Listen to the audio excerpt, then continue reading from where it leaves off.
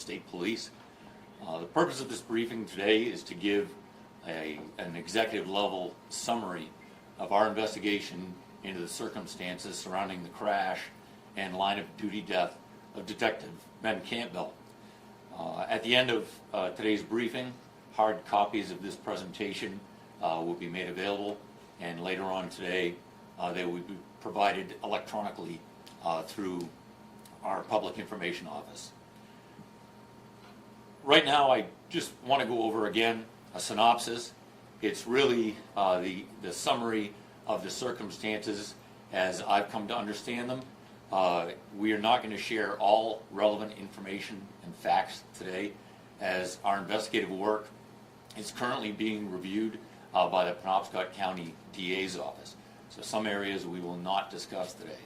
And the information today is not meant to replace the expert opinions of our investigators.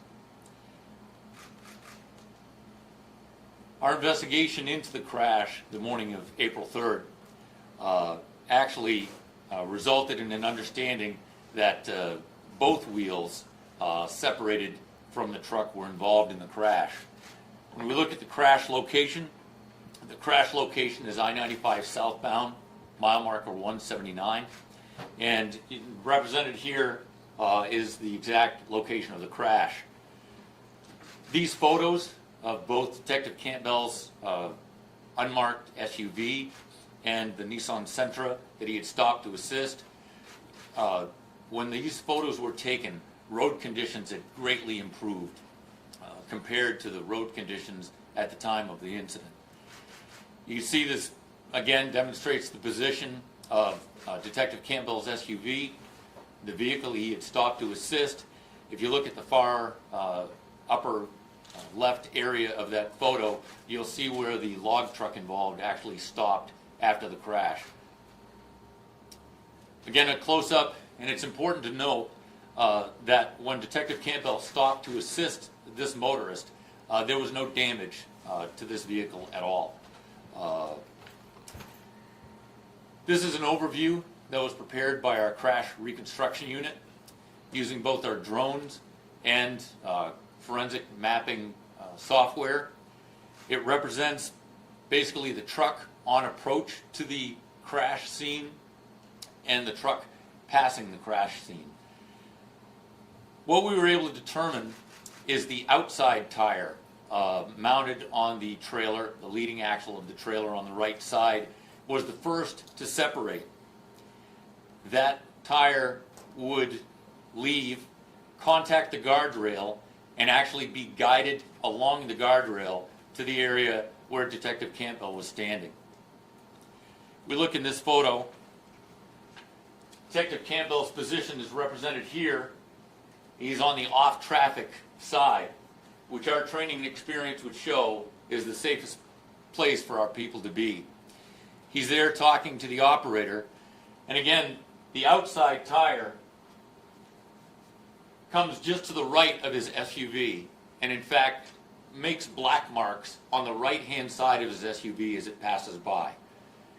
That tire continues, strikes Detective Campbell, inflicting mortal injuries. At the same time, about a second later, the inside tire was released from that axle and took a slightly different path.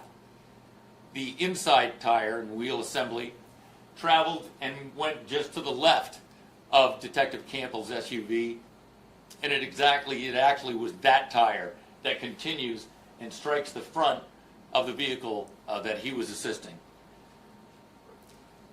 Again, this is just a reverse angle of that. And both tires would continue along to their point of final rest. These are the vehicles involved and the owners. We recognized early the morning of the crash that the investigation was likely to come under a great deal of scrutiny from a lot of different sources. We knew that despite a trooper being involved in this, that we would really need to take the names out of it, if you want to call it that. But we also realized, while our goal was to do a thorough, unbiased, and professional investigation, we knew that no other agency in Maine had the expertise, knowledge, and experience to conduct a commercial vehicle crash investigation, there's nobody better suited than the members of our commercial vehicle enforcement unit. In fact, that is one of their primary roles for the entire state of Maine. So in an effort to create some distance, we brought commercial vehicle enforcement troopers up from our central division rather than using detectives and members of commercial vehicle that would have worked closely with Detective Ben Campbell. We also brought a crash reconstructionist up out of the Augusta area in an effort to make sure that our people were fact-focused and fact-driven. We can talk about the roadside inspection. The roadside inspection that was conducted on the truck before it even left the scene discovered multiple defects with that truck, including several defects that are at a level that would have caused the truck to be taken out of service, and it would not have been able to continue further. And during that inspection roadside, our officers really became focused on the wheels and the hub assembly on the trailer and the wheels that were released and their condition. This again is representative of the truck and the load that it had on at the time of the crash, and our efforts in that morning at the scene. This is a detail of the axle, the remaining components of the axle after the wheel separation. You'll notice that on this hub assembly, our investigators realized that all of the lug bolts, there should be 10 there, had been sheared off at the face of the hub. What they realized and recognized about the outside wheel assembly, the one that would have been outside facing, is these halo marks around the lug holes, which indicated that wheel had been moving in behind lug nuts, tightened lug nuts. And as we searched the scene, we were able to recover one lug bolt with a lug nut still on it. And our investigators' conclusions are that these wheels did not separate as a result of loose or missing lug nuts. It was actually failing and worn hub components that caused the separation of these wheels. Again, this is a close-up of that lug bolt that we were able to recover at the scene, and you can see the damage to the threads that indicate contact from the wheels as they're loose prior to separation. The other thing we noted is on the inside wheel, we were able to determine and see cracks and cracking defects in between the lug holes for the bolts on that wheel. And I've highlighted them here to just make them more evident. Again, this is a shot of the tire that would have been mounted on the inside of the truck on that axle and the cracks that were evident. After doing the roadside inspection, the truck was towed and brought to an inside facility so we could complete a vehicle autopsy. We worked with members of the Penobscot County DA's office to actually secure a search warrant to conduct that inspection. And it was during that inspection that, again, our investigators began to focus on the hub components. This photo in the left is representative of what a new hub assembly should look like. On the right is the hub assembly that was involved, along with that recovered lug bolt and lug nut that's positioned back where it had broken off. Our investigation revealed that the worn hub components that failed and allowed these wheels to start moving in behind the lug nuts are what are known as hub pilots, and they're highlighted in these photos. Again, on the left is a representation of a new hub, and you'll notice the condition and length of those hub pilots versus the condition and length of the hub pilots that are on the wheels or on the hub from the trailer involved in the crash. One of the questions that we've received many times is how often are wheels separating. It's hard to get a number on that. We know that subsequent to this crash on April 3rd, a couple weeks later, at an unrelated truck inspection, our officers found a wheel on this truck that came through inspection in Kittery, which has very similar signs and symptoms of what we expect the wheels in this line of duty death case had. Except in this case, it was caught in progress before that wheel actually separated. But you see again the similar wear marks from the lug nuts. In this wheel you see all the lug nuts are still in place and intact. As far as the number of wheel separations, it's very difficult for us to get a total number and data on that as it compares nationwide. Wheel separation in a crash would be noted as a mechanical defect, and those reports really don't drill any deeper than that. Mechanical defect can be a result of a failure of steering components or brakes or suspension or other mechanical defects, and there's really no way to gather exactly how many crashes may be caused by wheel failures. Again, wheel separation, if it goes off harmlessly on the roadside and doesn't strike anything, again, would not become a reported accident. Our steps after that day and became over the next several days and weeks, a motor carrier audit. Members of our traffic safety unit reviewed the records maintained by Scott Willett Trucking in Patton, and that audit revealed inadequate record keeping, including not maintaining required maintenance, driver, and inspection records. The federal motor carrier standards really require much the same record keeping whether you have one commercial vehicle or 100. And the results of that audit were forwarded to the Motor Carrier Safety Administration for their review. As far as the inspection history of both the truck and the trailer, on March 7th, 2019, just less than a month before the incident, the tractor and trailer involved were inspected at Timberland Trucking in Medway. And our investigation would reveal that although new stickers were issued, the truck and trailer were not subjected to a full and thorough inspection. We overview and have full authority over the inspection program in Maine. And we look at it on two levels, the inspection station and then the actual inspection technician. Timberland Trucking has an outstanding record with our traffic safety division and has been a inspection station for, I believe, right around 20 years.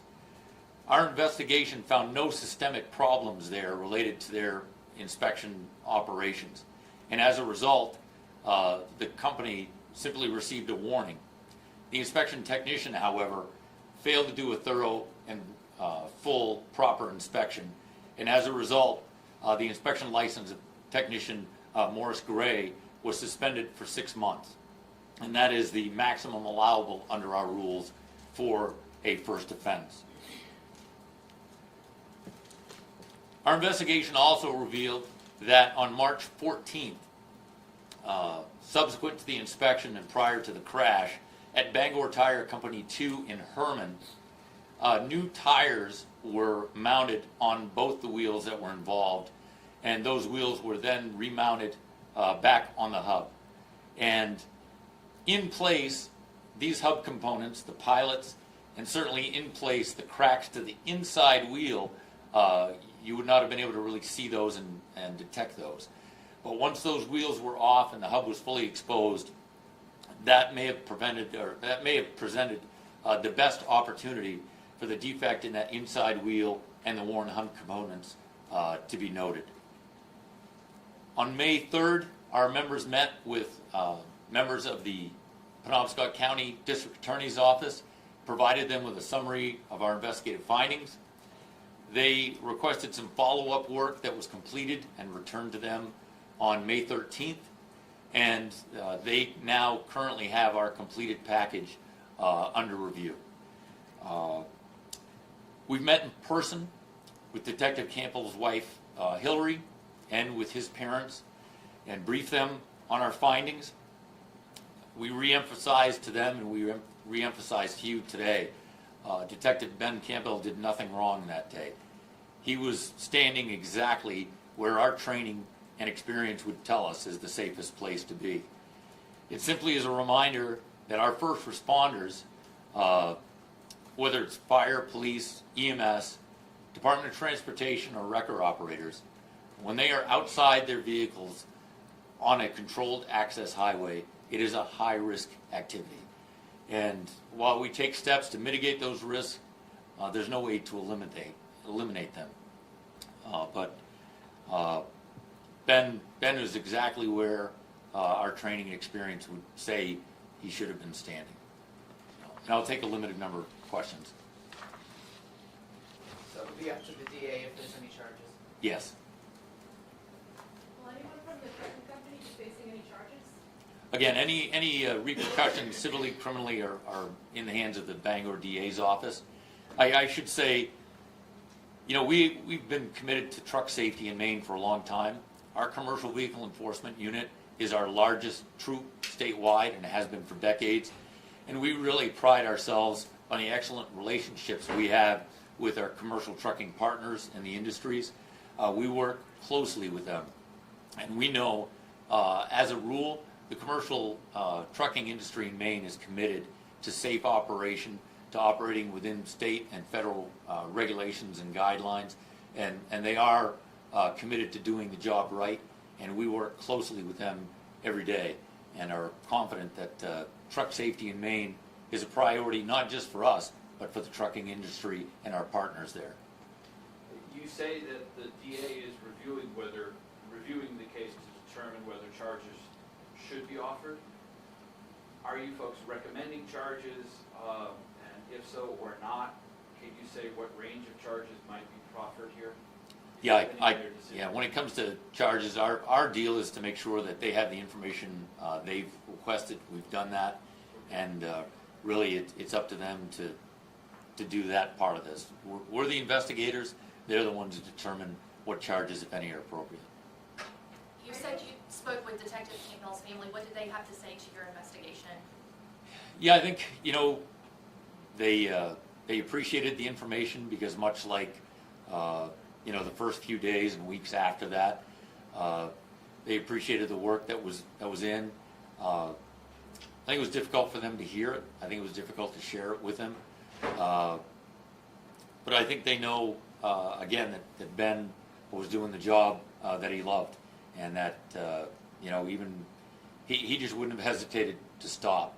But they're doing remarkably well under the circumstances. But it's a process, not only for that family, but for the troopers and officers that worked with Ben. He still is deeply missed every day. Are you pushing for any new regulations so something like this doesn't happen again? I think we always look for takeaways, things like that, and there are opportunities each year at different conferences for us to bring recommendations forward. I know it certainly has brought this actual component of the truck under a little more scrutiny by our members, and we'll see. But there are opportunities to do that if we feel that there are inadequate regulations or that regulation changes are needed. We do have the ability to try and forward those to the federal motor carriers. Is it safe to say, based on your narrative, that this was not necessarily a systemic failing, but there were at least two opportunities where this could have been caught?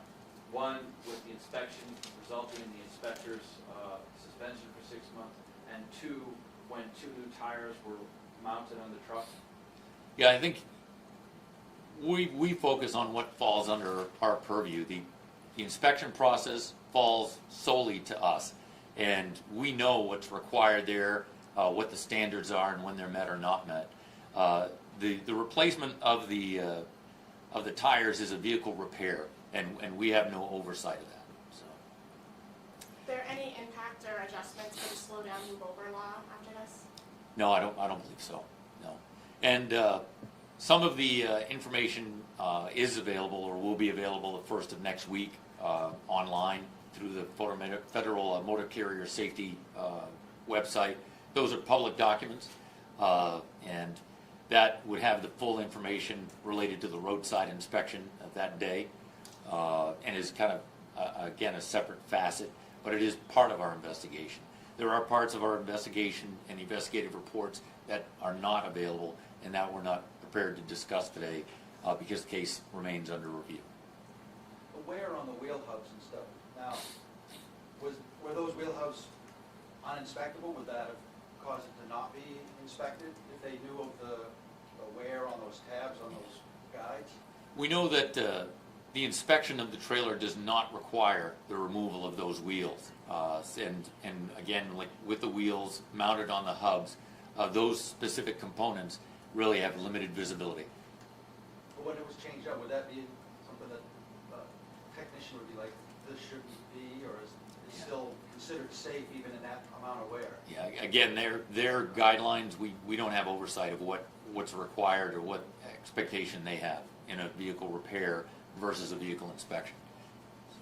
And is it the vehicle company themselves, where do they go to get those inspections?